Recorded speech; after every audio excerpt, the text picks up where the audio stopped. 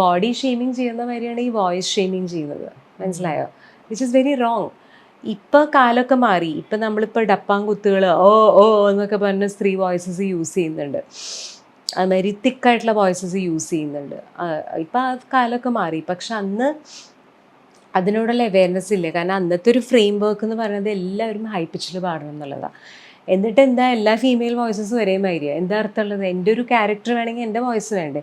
ഞാനിപ്പം എന്നുണ്ടെങ്കിൽ എല്ലാവരുടെ വോയിസും ഇതേമാതിരി ഇരിക്കും ആ സ്കെയിലിൽ പാടിപ്പിച്ചു കഴിഞ്ഞാൽ. അപ്പോൾ ഗായത്രി എന്നുള്ളൊരു സിംഗറിൻ്റെ ഇൻഡിവിജ്വാലിറ്റി ഇല്ലല്ലോ.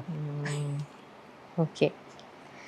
പിന്നീട് ഈ ഗാനരംഗത്ത് മാത്രം തുടർന്നാൽ ഗായകർ നിരാശരാകും. അങ്ങനെ ഞാൻ പറഞ്ഞിട്ടുണ്ടോ? എപ്പോഴോ എന്തോ എങ്ങനെയോ. പിന്നണി ഗാനരംഗത്ത് മാത്രം ഇപ്പോഴാണെന്ന് വെച്ചാൽ നിരാശരാകും.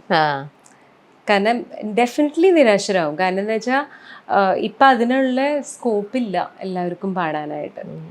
നമുക്ക് വേണമെങ്കിൽ വർഷത്തിൽ 1-2 പാട്ട് കിട്ടും.